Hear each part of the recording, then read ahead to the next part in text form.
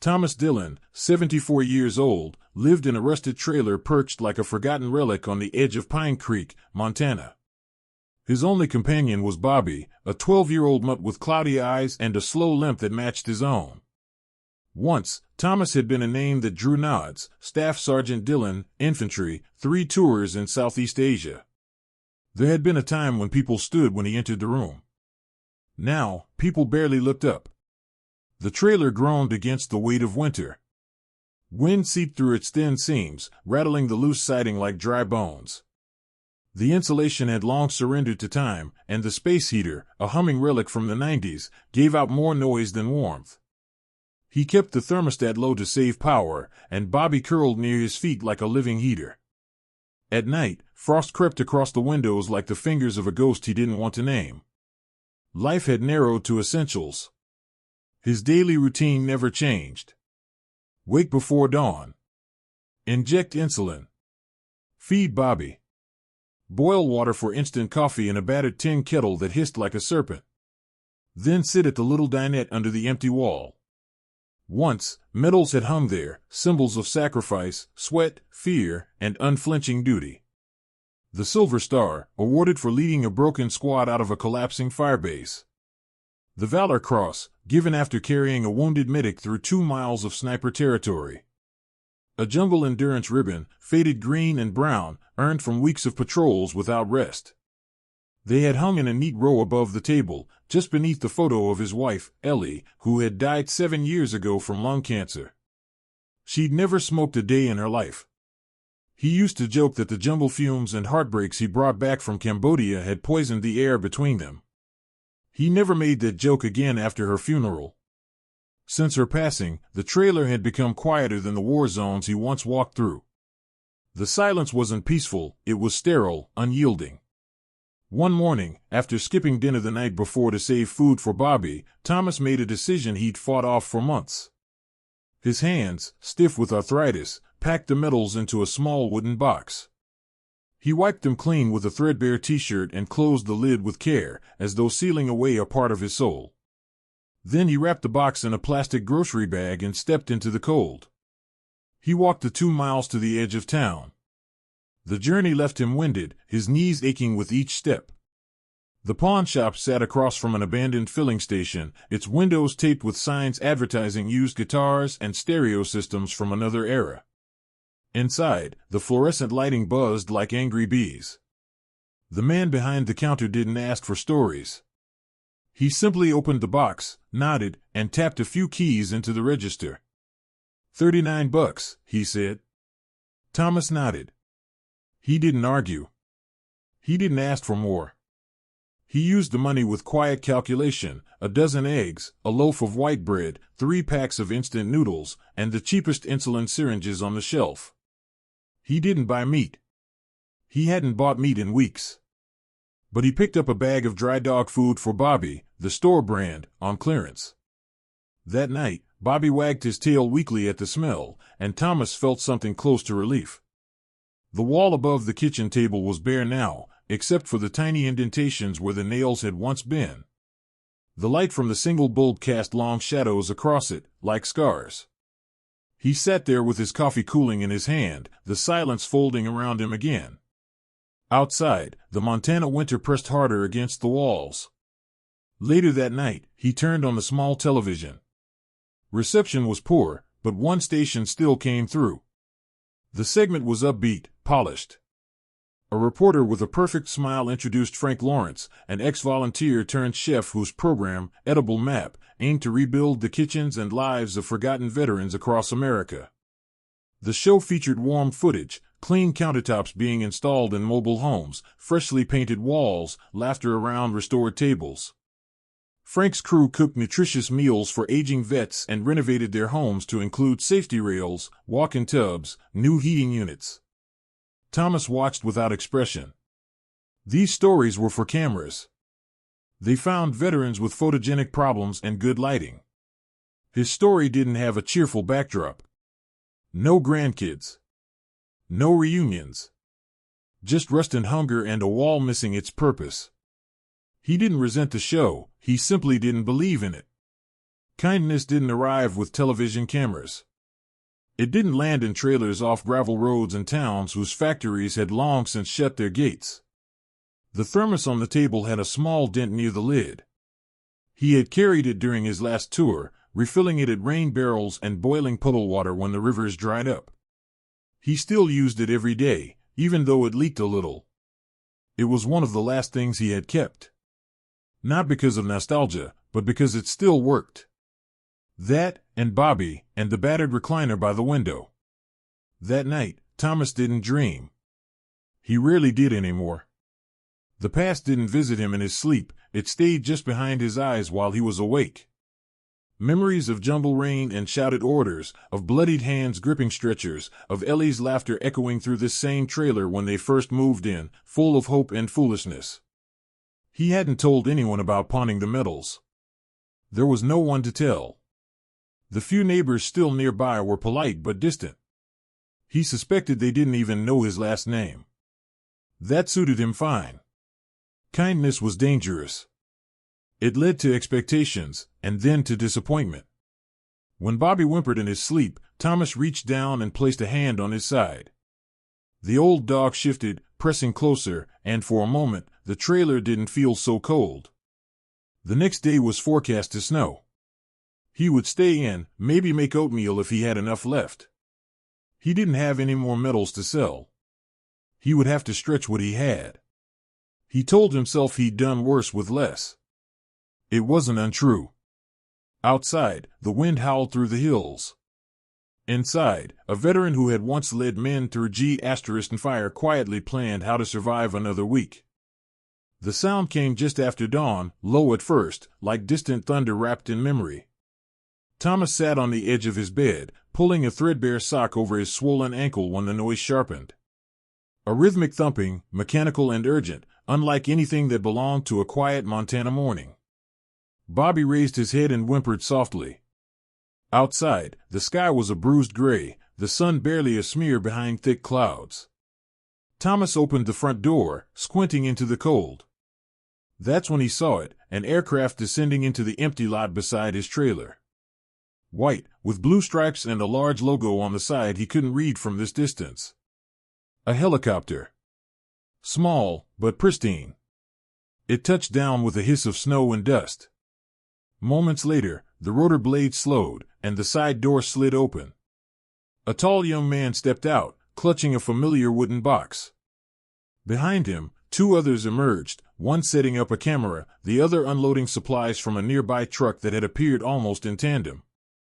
Thomas didn't move. He held the doorframe like a man expecting to wake up. Then Bobby barked once, hoarse but sure, and that grounded everything in reality. The young man approached, slow, careful, as though not to spook him. The box in his hands was unmistakable. Thomas saw the scratches in the wood, the way the corner was slightly split from years of moving it. The metals. His metals. The man stopped a few feet from the porch and said nothing. Instead, he extended the box with both hands. His coat bore a patch that read Edible Map Outreach Team. His face was pale from the cold, his hair windblown. He couldn't have been older than 30. Thomas reached for the box slowly, as though it might vanish. When his fingers touched the wood, he felt a strange current, something more than memory. He opened the lid. There, just as he had left them, were the ribbons and medals of a life lived in fire. The Silver Star. The Valor Cross. The Jumbo Ribbon. Restored. He looked up, eyes narrow. How? He asked, voice graveled with disbelief. The young man finally spoke.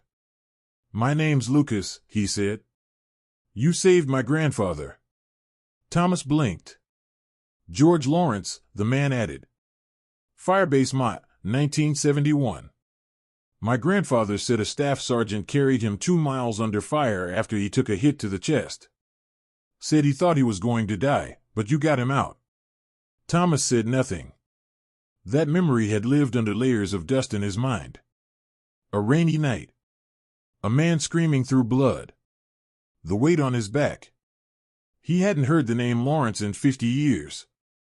Lucas continued. He passed away last year. He made me promise, swore it, said if I ever found the man who carried him, I had to thank him properly.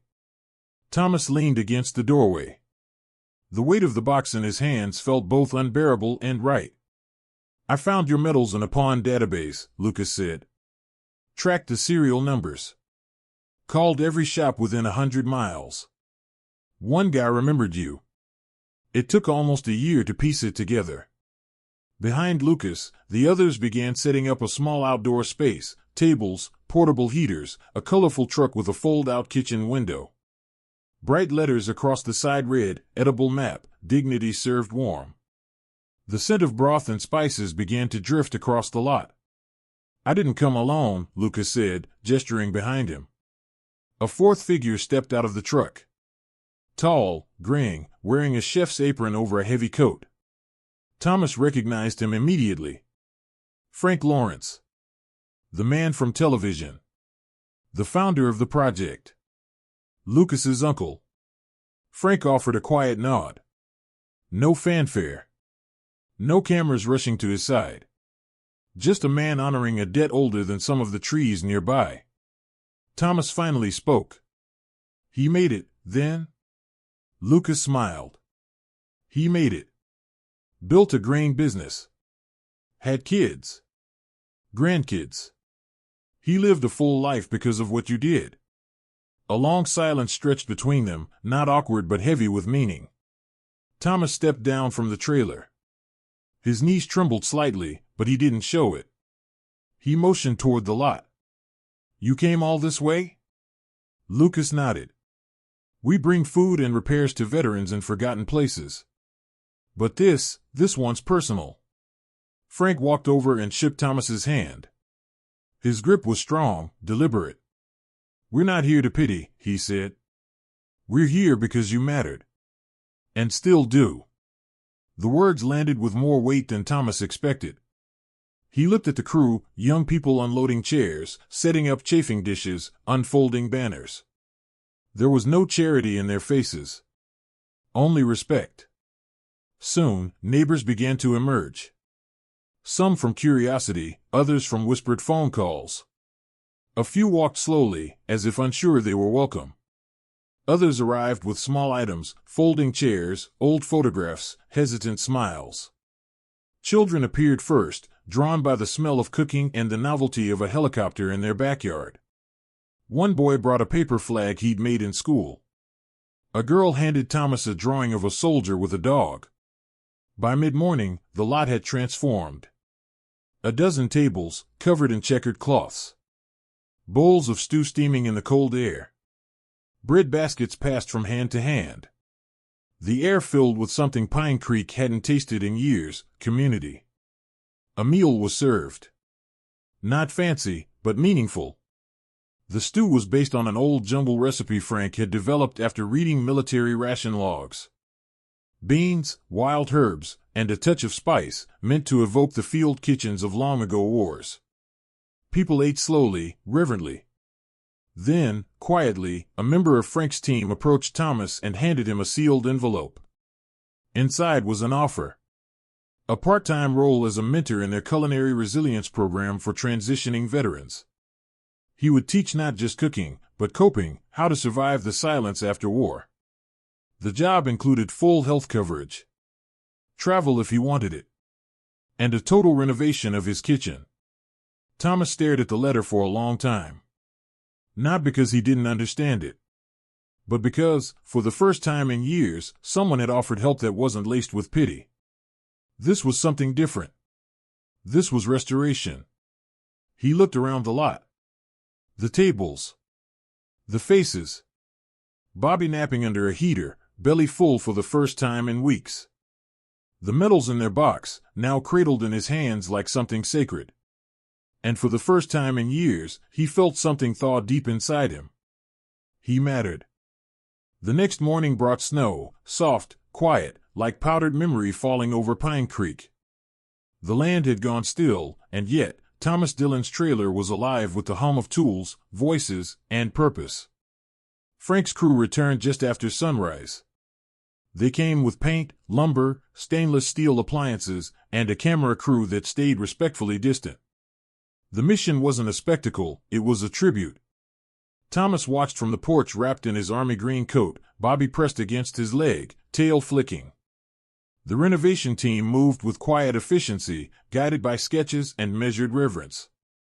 The old kitchen was the first to go, linoleum peeled back like worn skin, the creaking cabinets unscrewed and lowered as if they might still hold some memory of Ellie humming over the stove, flipping pancakes on Sunday mornings. By noon, the bones of the kitchen were exposed. The new counters came in smooth, polished, reflecting the pale winter light. The crew installed a proper range, safety rails, and a water filter. Over the new stove, they placed a plaque etched with soft brass letters. In memory of Eleanor Dillon, whose meals made a house a home. Thomas traced the edge of the plaque with one calloused finger. He didn't cry. He hadn't in years. But something tightened in his throat and stayed there, warm and steady. That afternoon, Frank invited him to sit for a segment. Not a flashy interview, but a conversation. They asked about jungle rations, survival meals, how you make stew with a bayonet and a can opener, how rice tastes when boiled in a steel helmet. Thomas spoke slowly, voice thick with gravel and ghosts.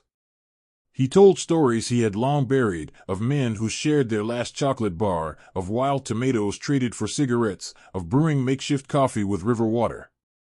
He spoke of birthdays in the mud, where a single sugar packet was passed around like a sacred rite. The crew listened, notebooks forgotten. Even the cameraman kept still, hands at his sides. And when he was done, someone brought out an envelope, handwritten, unassuming. Inside was a letter from a young veteran who had graduated from Frank's culinary program. He wrote of nights he had almost given up, of how cooking saved him, gave him direction. At the bottom, scrawled in bold, blocky ink, were the words, "I cook now because someone like you showed the path mattered." Thomas held the letter for a long time. The sun was dipping behind the ridge when the final act of the day unfolded. The team gathered the townspeople who had returned, some out of thanks, some out of apology. The same faces who once passed by Thomas without notice now stood on his cracked lawn, bundled in coats, holding cups of cider. Marge, the widow from 2 trailers down, brought a tray of cookies. Sheriff Dalton arrived, silent but present. Even the man from the pawn shop lingered near the back, eyes lowered. Frank called for quiet, stepping onto a small platform made of milk crates. He didn't hold a mic. He didn't need to. His voice was even, but full. Sometimes, the greatest heroes leave quietly. They ask for nothing. They endure silently. And when the world moves on, they stay behind, carrying more than we will ever understand. He turned to Thomas and extended something small, glinting in his palm. A challenge coin. Military issue. Heavy with meaning. It bore the seal of Frank's foundation on one side, and on the other, the words, "For courage," carried quietly. Thomas took it with both hands. The crowd stood still. No clapping. No cheering. Just the kind of silence that says more than words ever could. Thomas nodded once, slowly. And for the first time in a long time, he stepped forward. He thanked the crowd, not in speech, but in gesture. He placed the medals back on his wall that night, each one returned to its rightful place above the kitchen table. And beneath them, he framed the challenge coin, mounted in a box that Frank's crew had crafted just for him. Later, he sat in his recliner, Bobby asleep at his feet, a new thermos of hot coffee beside him, no leaks this time. On the side table sat the old photo Lucas had brought. Young soldiers in the jungle, dirt-streaked and smiling, one of them laughing with his helmet tipped back. Him. Before the silence took root. Before memory faded. But something had shifted. He wasn't just surviving anymore. He had a voice again. That following week, he began recording video lessons with the program's media team, field meals, ration hacks, cooking for one when the silence is loud. Veterans wrote in from across the country. Some remembered his name. Others just called him Sergeant Chef. The mentor role grew naturally. Not work, but offering. He wasn't teaching recipes. He was teaching presence. Patience. Dignity. The kitchen that once echoed with absence now carried the sounds of sizzling pans and quiet joy. By spring, he traveled with the team once, just once, to Idaho, where a young Marine had lost his leg in hope. Thomas cooked him breakfast on a folding stove. Eggs. Toast. Simple. The veteran cried after the first bite. Sometimes, that's all it took. He never asked for the medals back. But now that they hung on the wall again, they no longer felt like weight. They felt like witness. The final letter he framed came in the mail that May. From a mother whose son, newly discharged and withdrawn, had found Thomas's video on surviving his first week home alone. It ended with a line that lingered in his heart like sunlight warming old bones. He said your story made him feel less alone. Thank you for giving him back to us. Thomas folded the letter carefully and placed it beside the coin. He looked around the room. The rebuilt kitchen. The photo. The plaque. The steady breath of a sleeping dog. Outside, a breeze passed through Pine Creek, shaking the dry grass in gentle rhythms. Inside, everything was quiet. But not empty. And in that space, filled now with memory and warmth and the return of meaning, Thomas understood one simple truth. Kindness without question is enough.